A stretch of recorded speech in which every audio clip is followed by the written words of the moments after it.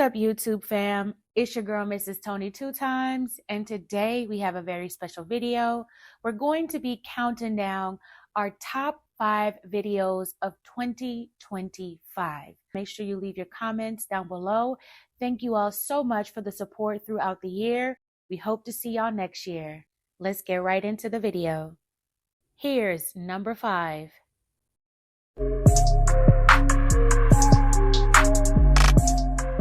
It's your boy Tony 2times, and we back with another episode of the Baltimore Way, man.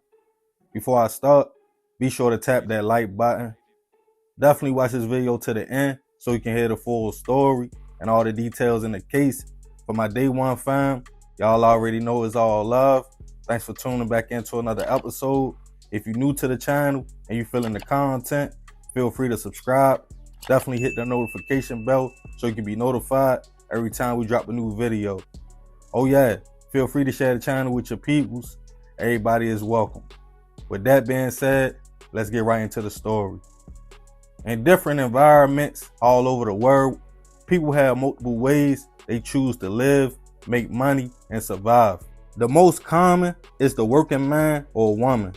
They wake up every day, punch a clock to earn an honest paycheck.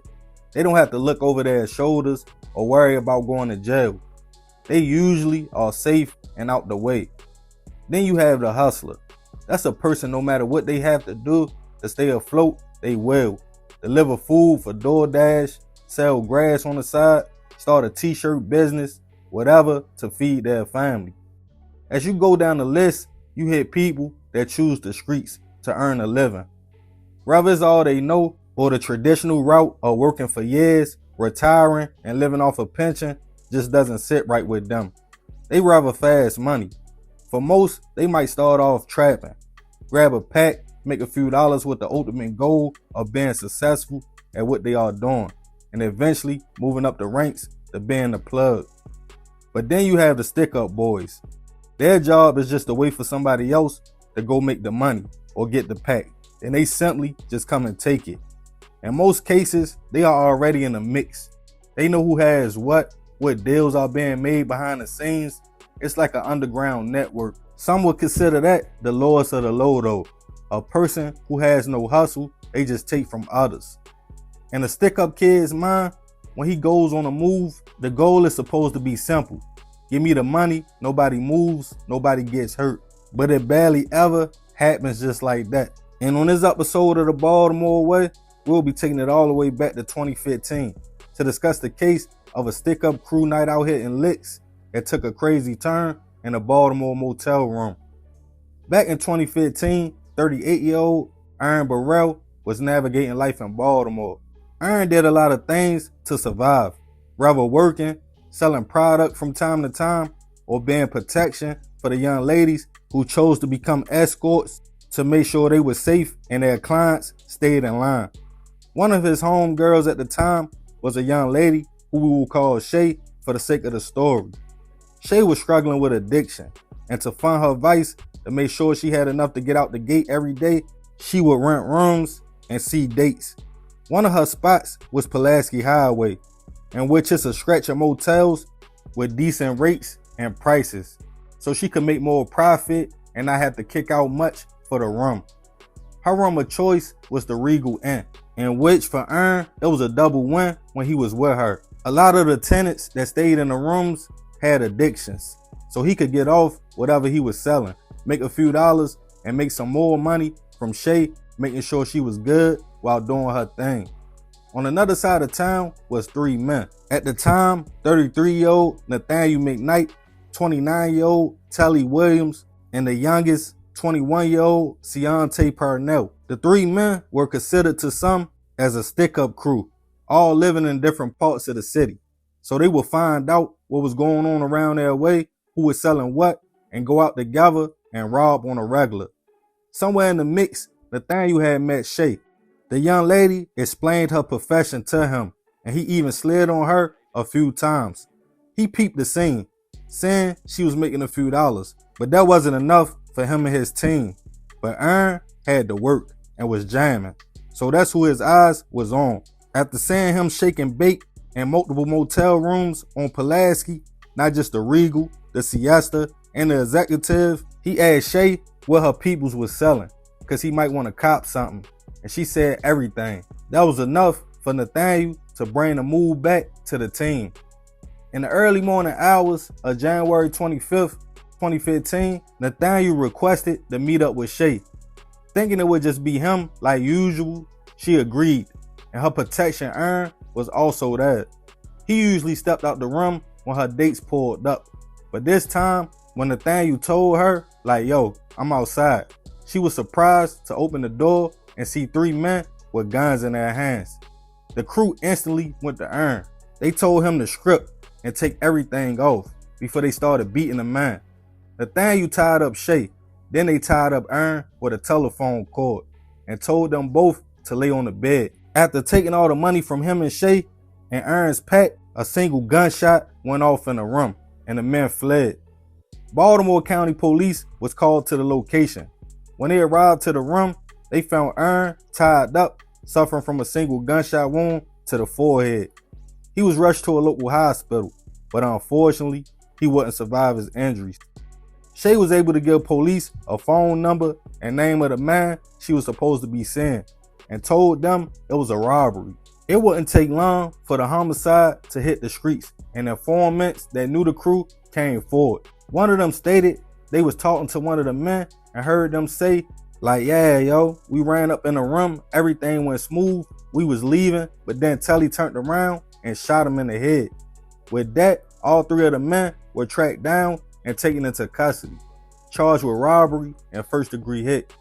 As their cases started making their way to trial, Nathaniel and Ciante decided they would take it all the way, but Telly decided to cop out, admitting the state had enough evidence on him for a conviction. For his role as the shooter, he received 80 years. Nathaniel's trial was longer, as the prosecution pointed to him as the mastermind who made the fatal call. The jury agreed, and he was found guilty and sentenced to life without the possibility of parole. Ciante was also found guilty on first-degree hit, but during my research, I couldn't find out how much time he received. Rest in peace to Ern. I send my prayers and condolences to his family. That's the thing about the streets. Even if you are just trying to hustle, stay low, out the way, under the radar, it's wolves out there. And when you catch their attention, it's hard to shake it. As far as the crew, I know Nathaniel and Ciante probably ask themselves every day while sitting in that cell, like, yo, why bro shoot?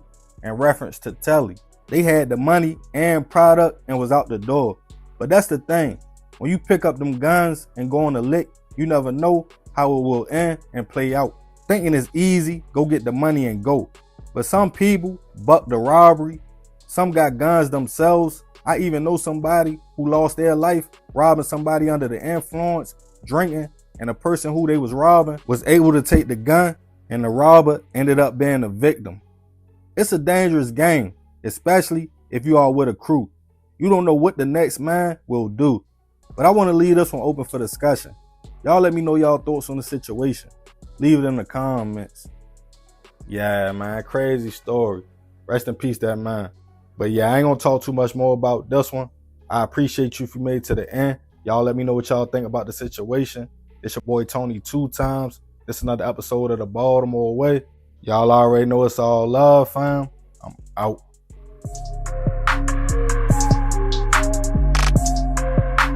Number 4.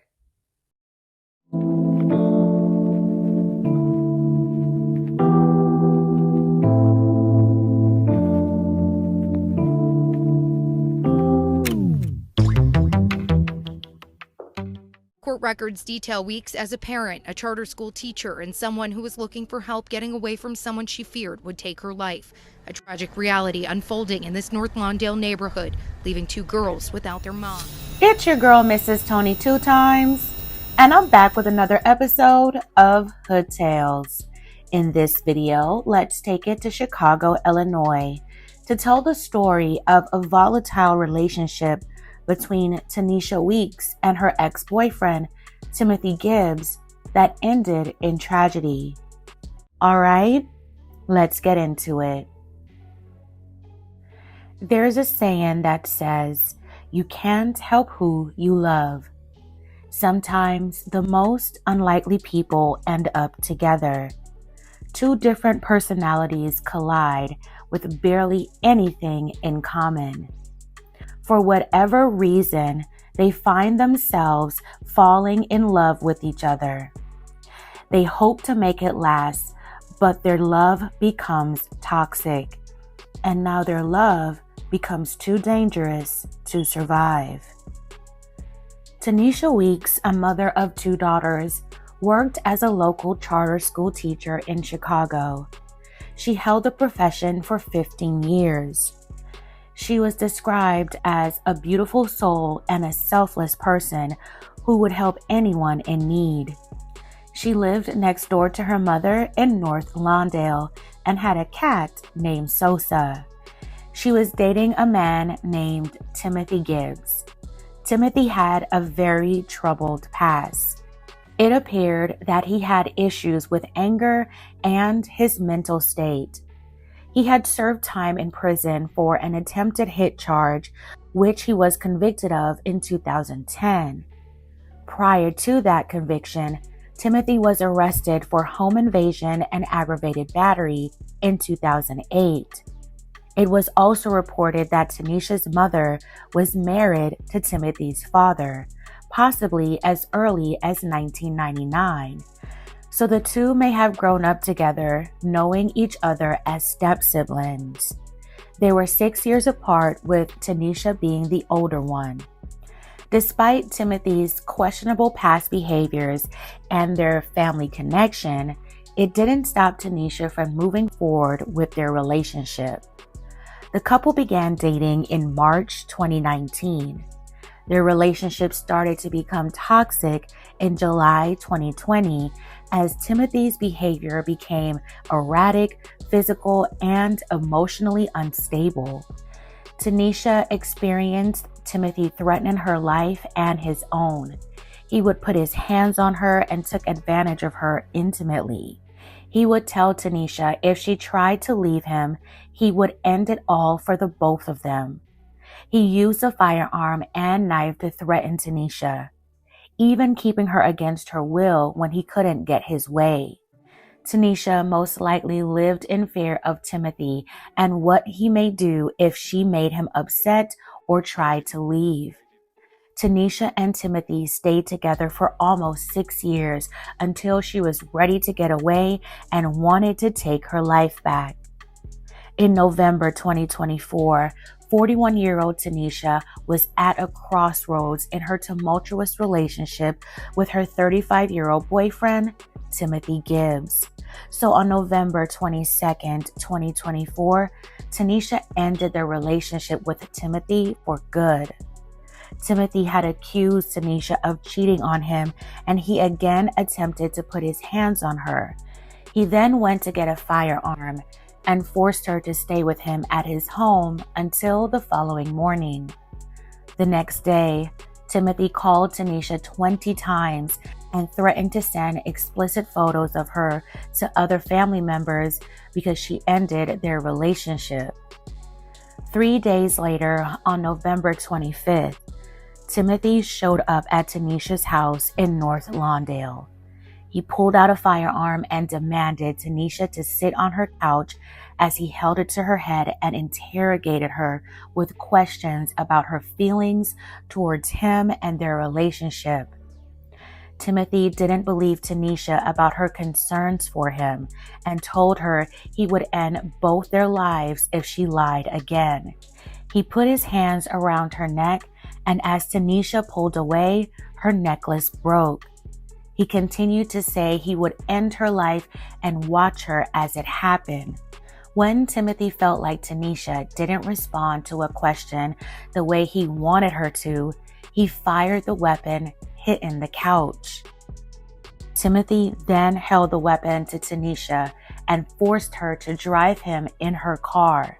They made several stops, including to a convenience store. When they went into the store, Timothy told Tanisha if she said anything to anyone, he would end everyone's lives in the store. Timothy eventually let Tanisha go, and later that evening, she filed a police report for domestic battery.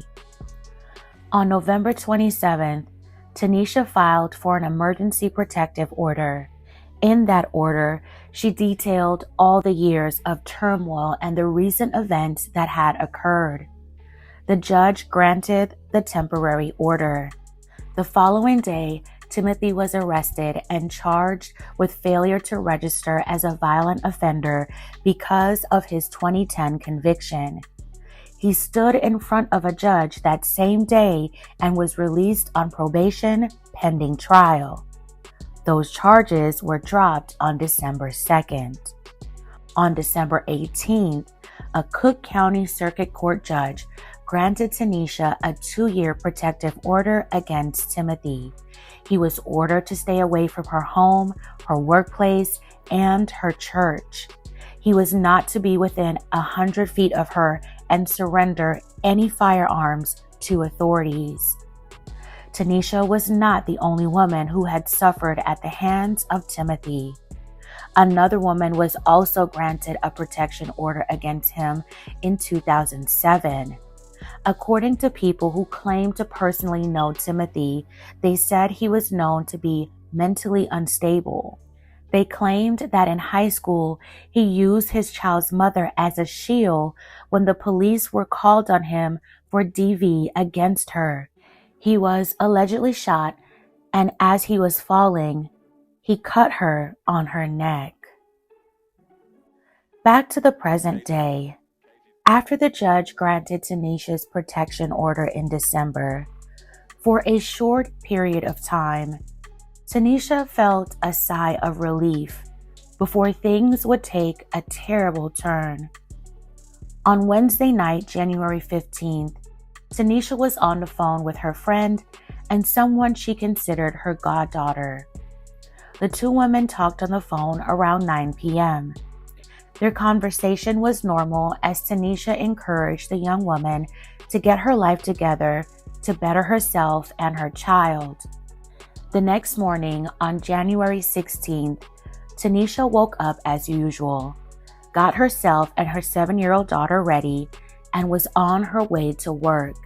As she walked out her house at 7:35 a.m., Timothy was outside her home on the 4100 block of West Crenshaw Street. Timothy brandished his weapon and fired multiple shots as Tanisha shielded her daughter. Tanisha was severely wounded.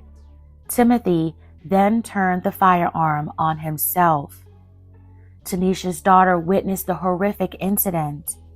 Police and first responders arrived at the scene shortly after. Tanisha and Timothy were taken to a nearby hospital where both of them succumbed to their injuries.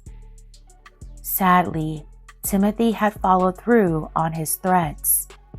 After Tanisha did everything she could legally to get away, it didn't stop him. In the police report, it stated that Tanisha's mother was married to Timothy's father, so Timothy and Tanisha would have been step-siblings. According to a source, Tanisha's mother's Facebook page says she had been married since 1999. If the marriage is referring to the one with Timothy's father, and they were married that long ago, Tanisha would have been 16 and Timothy would have been 10 when the marriage began. In a news report, it said Tanisha's mother and Timothy were not related, but that could simply mean not blood related. It's a possibility that Timothy may not have grown up in the same household as Tanisha or vice versa. Not sure what brought them together in a romantic way, but I believe Tanisha may have fallen in love with the idea of helping Timothy become a better man. And Timothy knew Tanisha was helpful and caring and probably took advantage of her and what she had to offer. I wish Tanisha would have paid attention to who Timothy really was and that no matter how good her heart was, she couldn't save him from himself. Instead, it cost her her life. I'm sure she was aware of his past and his prior issues with women. Regardless, She didn't deserve for her life to be ended. May Tanisha Weeks rest in peace. My deepest condolences to her family and loved ones. Condolences to Timothy's family as well. All around the board, this situation is absolutely tragic. Tanisha's daughters are left without their mother. A family is left to process such a tragedy. Let me just say this. DV is never okay, no matter what the circumstances are, whether it happened one time or over a period of time. I hope that anyone experiencing this type of situation can find the help that they need to get away with their life. Reach out to local and national hotlines for help. You don't have to go through it alone. My thoughts and well wishes are with anyone who has gone through this or is going through it now. Don't blame yourself. No one deserves to live in fear with their significant other. I hope you make it out or made it out and began to heal and love yourself. Fam, I'm going to leave the rest up to you. Share your thoughts in the comments below. All right, fam, that's it for this episode of Hood Tales. Thank you so much for watching. Please don't forget to like, share, and subscribe. This is your girl, Mrs. Tony 2times. Until next time.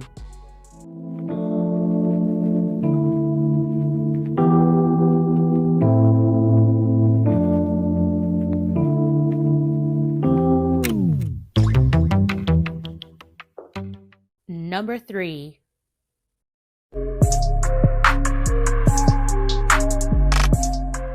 It's your boy Tony 2times, and we back with another episode of the Baltimore Way, man. Before I start, be sure to tap that like button. Definitely watch this video to the end to hear the full story and all the details in the case. I got a serious question at the end of this one, so y'all stay tuned. Let's get right into the story.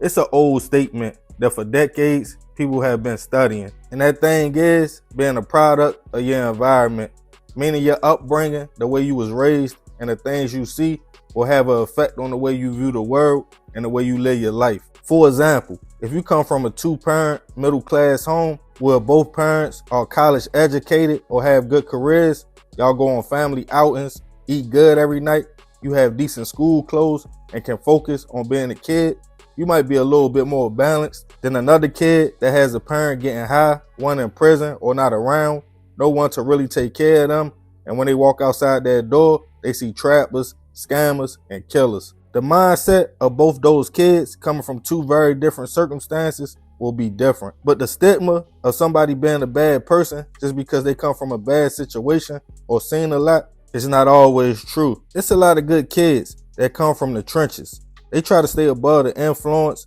fight peer pressure, and do their best to respect where they come from, but not fall victim themselves. But it is an element of peer pressure, survival, and wanting acceptance that comes with both environments. The middle class kid wants to be loved and accepted by their parents and peers. They want to survive and stay above the peer pressure that goes on in their community as well, whether that's smoking, drinking, skipping school. But the kid who comes from the projects might deal with a more dangerous street element, like trying to avoid gangs, jumping on a corner to survive, or doing worse for money. And unfortunately, even as a kid, that old saying is true. Pressure busts pipes. And on this episode of the Baltimore Way, we'll be taking it all the way back to 2010 to discuss the case of a 14-year-old girl who went to hit a lick and it took a fatal turn when they laughed at her. Back in 2010, Artisha Hope was a 14-year-old girl navigating life in Baltimore City. She lived with her mother in Southwest Baltimore and was a 7th grader at Booker T. Washington Middle School. She got good grades, but wasn't like most girls her age. A bit of a tomboy who liked to play sports and was a little rough around the edges. We all know that at that age, kids can be rebellious. That was the exact case for Artisha. She would often zap out if her mother told her to do something around the house, or tried to discipline her by telling her no cussing, follow the rules, like coming home on time and cleaning up. But her mother quickly realized it wasn't a normal frustration coming from her daughter. It was rage, hate, and anger. And the smallest thing would trigger the young lady, like her nephew spilling something on the floor. She would throw things through the house, break stuff, and it would take a lot for her to calm down. Her mother tried her best to run a strict household and set boundaries for her daughter. She even went to the school to see if she can get her put on some kind of IED program, which stands for Individualized Educational Plan, that helps troubled kids navigate through school. As the young lady kept getting in trouble and sent from school to school, but it wasn't for her academics, as she was very smart. It was for her behavior, in which the school felt that was a deeper problem and there wasn't much they could do. The teen and her mother would bump heads so often to the point she went to talk to a social worker asking could they take her daughter to some kind of placement so she could be evaluated for her mental health. But they told her unless she signed over her rights as a parent or our teacher was arrested for a crime, there wasn't much they could do either about her acting out.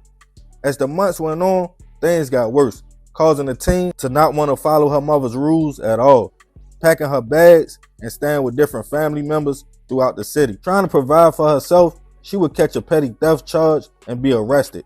But her mother told the juvenile courts she wanted nothing to do with her daughter anymore because she wouldn't listen and respect her household. Her aunt would step up and the teen would go stay with her in Northeast Baltimore. Her aunt and cousins looked out for her. She had shelter and food, but Artisha wanted to support herself. She would find ways to make a few dollars until eventually the young lady got her hands on a little blick, a revolver. She showed it to her brothers, and when they asked her, like, yo, what you doing with that? She stated, I'm about to get to work. On a nice summer night on August 13th, 2010, two Hispanic men were sitting on the steps in front of their row house having a few drinks on North Linwood Avenue in East Baltimore. They were at the time 44-year-old Jose Gonzalez and his 22-year-old homeboy named William. As they observed the neighborhood, they realized a person was walking up on them. They upped the gun, telling the men to kick everything out. Realizing it was a teenage girl that weighed about 130 pounds, the men thought it was a joke and they bust out laughing. Seconds later, multiple shots went off and she fled the scene. BPD was called to the location to find William grazed in the head, but Jose suffering from a gunshot wound straight to the head. He was rushed to a local hospital in critical condition. William gave them a description of the shooter and what he claimed to be a small teenage girl. And when she upped the gun, they thought it was a joke. Back in East Baltimore, Artisha went to her big brother's house. She told him, like, yo, I did it. I shot somebody. He asked her, like, what you talking about? That's when she gave him the whole rundown. Scared his little sister would be arrested, he took the gun and told her they had to get out of the area right now. As police continued their investigation, a week would go by with no activity to Jose's brain, causing his family in the hospital to pull the plug on the man. Now the robbery had turned into a homicide case. Police got word a young man was going around the city showing off a gun, saying it was hot because a body was on it, but he wanted to sell it. When people asked him who got hit with it, he told them about a robbery in East Baltimore. A confidential informant gave police the name of the young man. He was at the time Sean Palmer, Artisha's brother. Police laid on the young man and caught him leaving the house with the gun and a book bag. They knew by now his sister had pulled the trigger, as the streets were already talking. He was charged with a handgun violation and accessory after the fact. And not long after, 14-year-old Artisha was also picked up, charged as an adult with first-degree murder, attempt, robbery, and a few more other charges. When asked why did she shoot, she told police she was mad the men took her for a joke. They laughed in her face, and she wanted it to be known she was serious. As her family found out what happened, they talked to the news. Her mother told them she tried everything for her daughter to stay on track, but she said it was a mental issue, and she stated she was unstable. Her aunt, who she was living with, stated she was a good kid. She was fun-loving, just misunderstood. She stated, yeah, she had issues, but most kids in the city also did, especially when trying to find themselves. She sent her condolences to the victim's family, but felt her niece was a child and didn't deserve to be charged as an adult. As the case made its way to court, her brother copped out to a few years of probation, and the young lady's attorney tried to fight for her case to be dropped to juvenile court. Because of the seriousness of the crime, though, the judge denied it. In the end, Artisha was found guilty, and in 2011, at 15 years old, she was sentenced to 50 years in prison with all suspended but 20. He should now be almost 30 years old, and if not already home, close to being released. Hopefully, she learned from her mistakes and is living a productive life. Rest in peace to Jose. I send my prayers and condolences to his family. This story hit me a little harder because I remember being 15, just like Artisha, running around with a gun in my hand, looking for somebody to run down on. It's almost like you feel like you gotta do that or you won't survive. I know some will say, why you just don't get a job? But at that age, it's not that easy. Being that young and especially easily influenced. Fortunately for my situation, nobody lost their life. I was arrested at 17, charged as an adult as well. It's a lot of youth that get caught up in the system early on, falling right into the trap. And even if you come out here like me and don't get in no more trouble, if it's a violent charge, that felony doesn't move. It follows you everywhere. It's like it's hunting you. While you trying to get an apartment, good job, that X is always on your back. I'm gonna end this one with a question. Do y'all think if a person commits a crime as a juvenile, they should be a felon forever, even though society tells us at that age our brain is not fully functioning yet? And definitely if you have changed your life. The point is rehabilitation. When should the system be like, okay, clean start, clean record, you can start from here? Should it be after 10 years, after 20 years of being out of trouble? Or do you think it's right not to be able to get your record expunged for something you did as a kid? And now you are a grown man or woman dealing with that. Let me know in the comments. Yeah, man, that was a crazy story. But I ain't gonna speak too much more about this one. Y'all leave it in the comments. I appreciate you if you made it to the end. This is another episode of the Baltimore Way. Y'all already know it's all love, fam. It's your boy Tony 2times. I'm out.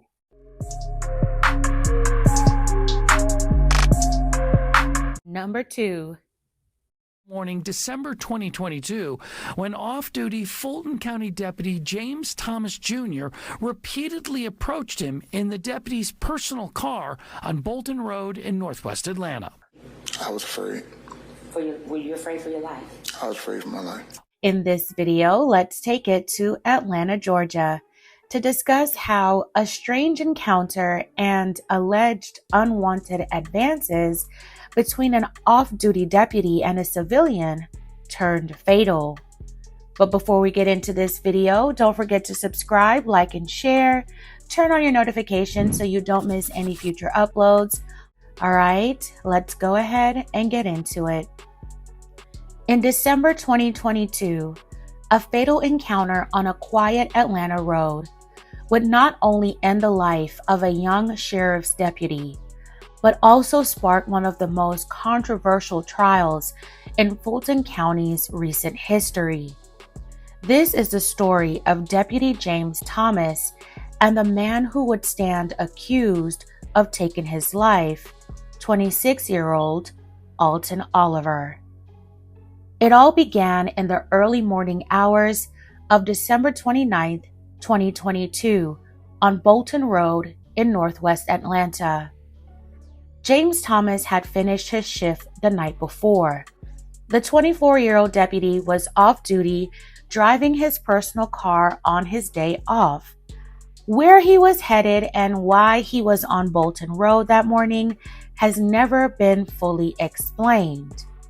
Meanwhile, just a short distance away, another young man was making his way home. Alton Oliver had just gotten off work.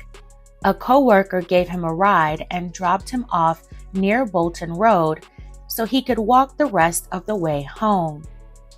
Two men, strangers from completely different worlds, were about to cross paths in a way that would end in tragedy. At around 4:30 a.m. on December 29th, 2022, Atlanta police received reports of a car accident and possible shots fired near the intersection of Bolton Road and Peyton Road. When officers arrived, they found 24-year-old James Thomas, a newly hired Fulton County Sheriff's deputy, slumped in the driver's seat of his crashed car. He had been shot and was pronounced gone at the scene. Investigators quickly determined that this was not just a tragic accident, it was a homicide. James Thomas was described as the kind of person people gravitated toward. Originally from Mississippi, he was funny, bubbly, and always quick with a joke. His friends said he lit up every room he entered. Law enforcement was his dream. After working with the Milledgeville Police Department, he joined the Fulton County Sheriff's Office in August 2022. The Fulton County Sheriff personally recruited him, describing James as the life of the party and a young man full of energy who loved his work. At just 24 years old, his career was just beginning. Atlanta police launched an immediate investigation. 4 days later, detectives tracked down their suspect. Using dashcam footage from nearby truck drivers and surveillance cameras in the city's Connect Atlanta system, they identified Alton Oliver. He was arrested during a traffic stop at his workplace and charged in connection to James Thomas slaying. According to initial reports, police believe the two men got into some sort of altercation or argument that escalated, resulting in James losing his life. To the public, it seemed straightforward. A promising young deputy's life was taken by a stranger. But the courtroom would tell a far more complicated story. When the trial began in August 2025, both sides agreed on one thing. James Thomas approached Alton more than once that morning in December 2022. But what happened during those encounters and why was hotly debated. According to testimony given during the trial, on that fateful December morning, Alton Oliver was just walking along Bolton Road. That's when he noticed a car pull up beside him. Inside was Deputy James Thomas, though Alton didn't know who he was at the time. According to Alton, James allegedly rolled down the window and tried to get his attention and offered him a ride along with explicit, unwanted, intimate propositions. Alton said no and kept walking. But then the car came back a second time. This time, Alton claimed James's approach was even bolder. Again, he brushed it off and continued walking. When the car returned a third time, Alton later claimed that it came toward him faster, headlights off, closing the distance. At that moment, Alton said he panicked. He believed he was being targeted, cornered, and that his life was in danger. He pulled out his weapon he carried on his waistband and fired 2 shots into the car that was 40 feet away. The shots rang out just as another vehicle, a van, was passing by. The driver later told police he saw James's car swerving erratically right before he heard the shots. Moments later, the deputy's car collided with another vehicle and came to a stop. Prosecutors told the jury this was a simple case of malice intent. They argued that Alton overreacted, firing his weapon when there was no real threat. The defense, however, painted a starkly different picture. They argued Alton was preyed upon by a man, an off-duty deputy, who initiated 3 separate unwanted encounters with someone who was simply walking home. He was surveilling my clients. He was harassing my clients. He was soliciting my clients. The only person at the time those shots were fired who was violating the law was Mr. Thomas. When Alton took the stand in a rare and risky move, his voice shook as he recounted the fear he felt when James allegedly circled back again and again. He testified that James told him to get in, let me give you a ride, and offered to perform an intimate act. He declined each time. He later testified saying, "As he got closer, I got spooked. I pulled my firearm from my waistband and I fired it in his direction." He comes back with the headlights off. He blurs out saying, get in, let me get a ride. Get close. I get spooked. I pull my firearm from my waistband and I point it in direction. The prosecution attempted to poke holes in his story because when Alton initially spoke with police, he never mentioned the unwanted advances. His reasonings was because he was still in shock and that he didn't want to say too much without a lawyer present. They also questioned why he left the scene, and he stated he just wanted to go home, and he was not aware that he had actually harmed anyone or taken a life. Didn't you tell the detectives that you knew it was wrong to leave the scene? I knew it was wrong to leave the scene, but I didn't leave the scene as far as trying to run or hide or anything. I just went home. I was focused on getting home. I didn't know the person had died. I said that to you already. I didn't know the person had died. I did not know if I had hit the person, nor harmed the person. The jury deliberated for 9 hours. Then, on August 15th, 2025, the verdict was read. In a tense moment, the judge accidentally announced Alton Oliver was guilty of all charges. We, the jury, find the defendant guilty as to all 6 counts of the bill of indictment. Sheriff, will you please hand this to State's counsel? Before quickly correcting himself. And pass it over to...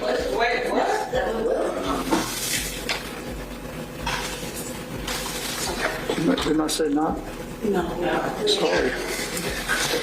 We, the jury, find the defendant not guilty on all 6 counts. Nope. Sit down. I apologize for my mispronunciation. Alton was acquitted of all charges. He broke down in relief, hugging his attorneys. For Alton, the verdict meant freedom, but for James's family, it meant devastation.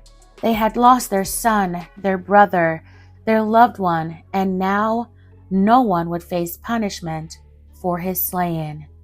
James's friends remember him as a young man with big dreams, someone who loved to laugh, who wanted nothing more than to serve his community. His loss is still deeply felt. May James continue to rest in peace. My belated condolences to his family and friends. This case is heartbreaking no matter how you look at it. On one side, you have a deputy who never made it home, a man with a family who believed in his potential and his goodness. On the other, you have a civilian who says he was cornered, frightened, and forced to make a split-second decision. The jury ultimately sided with Alton, or at least believed the evidence wasn't strong enough to convict him. But the questions left behind are heavy. What really happened during those encounters? Was Alton's fear justified? 2 lives intersected for only a few moments that morning, but the impact will last forever. Fam, what are your thoughts on this story? What do you think? Did the jury get this one right, or was justice left undone? Let me know your thoughts in the comments below. All right, fam, that's it for this episode of Hood Tales. Thank you so much for watching. If this story moved you, consider liking and sharing. Subscribe for more stories like this and for the stories behind the headlines, because behind them all are lives forever changed. This is your girl, Mrs. Tony 2times. Until next time.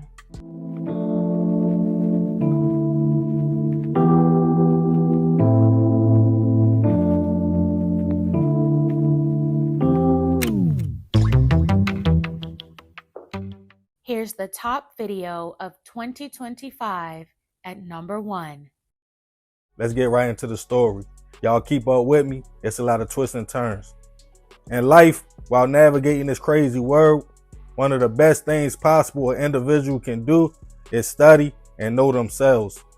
What I mean by that is being in tune with who you really are as a person, what you can deal with, what you are willing to put out, and what makes you tick every day. That will put you at least one step ahead of the game. For example, if you are a good kid, not on no tough type of time, knowing yourself will instantly tell you, I'm not built to sit in no jail cell. Or if you are a woman that likes to party and have fun, knowing yourself will tell you, I know me. I like to keep my options open and I'm not ready to be in no committed relationship. But of course, this journey takes time. And when we are young people, we don't think like that. We just go with the flow. So we have friendships and relationships. Some go good, some run their course, and others go bad. That's just part of life. But sometimes as individuals, we don't want to take accountability or point out our flaws and what we probably did wrong. I'm sure we can all relate. At one point in our lives, we can think back like, man, I messed that friendship or relationship up, being all over the place because I didn't know myself at the time or I was moving weird. While it's a blessing to still be here, learn and grow from our mistakes, unfortunately, some people don't get those chances to find out who they really are and what they really want in life because something or somebody cuts their life short. And on this episode of Hood Tales, we'll be taking it right outside of Chicago to Woodridge, Illinois, to discuss the case of a man who took the life of his girlfriend in the evil way just to go to prison and become a girl himself. Back in 2015, 26-year-old Cecily Dickey was trying to find her way in life. Beautiful, ambitious, and outgoing, the young lady had a way with people and got along with almost everybody. Cecily, like most people, had a few hiccups in life, including having her daughter young while still being in high school. But she didn't let that stop her from chasing her dreams. With the help of her family, she worked full-time at a call center and also was attending college, taking childhood education and business classes, with dreams of one day opening her own daycare. Her main focus, though, was raising her daughter, also getting an apartment on her own. But being young and in her prime, Cecily also liked to date and have fun. Eventually, she would find herself in a committed relationship with a man who we will call Corey for the sake of the story. Things started off good between the two, but Corey was a scammer and got Cecily caught up with the police. He was cracking cards or doing credit card fraud from her computer, leading to the young lady being charged as well. This put a strain in their relationship, but Corey told her he would pay all fines, which was about $5,000 for her charges to be dropped and off her record. But Cecily at first decided she would call off the relationship. Now back on her own, a few weeks later, she would get a surprise call from an old friend from high school, London Luckett. London and Cecily went way back. Their families knew each other, so she was happy to hear from him. He told the young lady he would love to link up and take her out to eat one day. She agreed. London wasn't no saint himself. The reason he wasn't around because in 2009, he caught a hit charge when him and his guys went to do a drive-by on a man, but instead shot his passenger, an 18-year-old teen girl who unfortunately lost her life. The reason London was out early because he agreed to testify on his co-defendants. He also had other charges on his record, including being a registered ex offender, but it seemed he was trying to make a change. Once him and Cecily linked up, they instantly hit it off, and he told her he had been feeling her and wanted to be there for her and her daughter. So the two became official. Everybody said he treated her good and even stepped into a father role for her child. All was going well with the young lady. She even finally got her own apartment, and London was planning on moving from Chicago and with her in Woodridge. But the two also had problems. They would sometimes argue. See, Cecily was still in contact with Corey in hopes he kept his word about giving her the money for catching the charge with him. The two would even link up from time to time. Corey and London knew about each other, and neither really cared for the other. But London tried to understand that Corey was supposed to be paying for her to get out of trouble. It seemed things would work out for Cecily. But in mid-October 2015, family and friends stopped hearing from the young lady. and also London.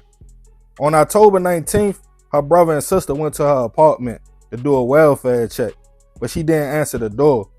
They walked up to a maintenance man and asked him could he open the door for them, and which he did, only to find a horrible scene. Cecily laying on the floor, suffering from multiple cut wounds and marks around her neck. They called local police, who responded to the scene, but they soon realized it was a little bit too late for the young lady, and unfortunately, she was pronounced gone. Police determined she had been there for days. They also noticed it wasn't no forced entry, meaning she let her attacker in, and the attack seemed personal, as she was choked and also a knife was placed down below in her private place. Her siblings went to the station to talk to police. They both stated she was in a relationship with London, but he would never hurt her. But they also brought up Corey and said he was kind of aggressive, and they felt he had a motive to get Cecily out the way. Police went to pick up Corey, but when they talked to the young man, he had an airtight alibi. It was also another element to the case. It seemed the young lady had been robbed. Cecily's car was missing, her cell phone, purse, and credit cards. Corey told police he would never do that, but London, her boyfriend, was possessive and jealous. They should check him out. Days would go by as police put out a bolo for the vehicle and also looked for any activity on Cecily's accounts. They would get a hit when one day her card was used at a gas station on the north side of Chicago. They got surveillance video from the gas station that showed the man pull up in her car, buy items, and also take cash out the ATM. When they zoomed in, they realized the man in question was London. Police started lurking around the area he was last seen at. They were also still getting hits on new evidence found at the crime scene, including a bleach bottle, as it seemed whoever did it was trying to clean up, and the bleach had a fingerprint on it. A few days later, London was tracked down, spotted in Chicago, driving Cecily's car. Police tried to pull him over, but he fled and decided to try to go on a high-speed chase. Eventually, he crashed the car and was taken into custody. At first, just charged with stealing the car and Cecily's credit cards. As he stated, he didn't know what happened to his girlfriend. But when Cecily's phone records came back, they showed on October 16th, she went to Chicago to pick London up, as she texted and called him that same day. Then the next day, her phone was off. And also the fingerprint on the bleach bottle came back to him as well. When questioned again, London came clean. He stated that weekend in October, him and Cecily decided to have a romantic evening at her home. Her daughter was gone and they could turn up. She came to Chicago to pick him up. They had a few drinks and he noticed her texting. He soon grabbed her phone, angry at what he saw. She was texting Corey. London asked her, like, bro, you serious? That's when he stated she yelled, give me my phone, before grabbing a knife out the kitchen. He then claimed he fought the young lady off, and then he cut her in self-defense. But police knew better and knew that wasn't the truth, as the young lady had marks around her neck from being choked out, also was cut over 20 times, including the personal wound down below. They felt London zapped out in a jealous rage. With that, he was hit with more charges, a first-degree hit and others. Even though he confessed, he chose to have a trial and face a jury. On the day of court, it wouldn't take the jury long at all to find London guilty on all charges. He was sentenced to life in the Illinois State Prison, where to a lot of people's surprise, he transitioned from being himself to another person, shall we say. Rest in peace to Cecily. I send my prayers and condolences to her family. What I was stating earlier about knowing ourselves goes both ways in this case. Unfortunately for her, she was young and torn between two men. One of them was a provider, the other a father figure to her daughter. She could have just stayed single and dated. No harm, no foul. But not knowing what she wanted, she committed to London while still dealing with Corey.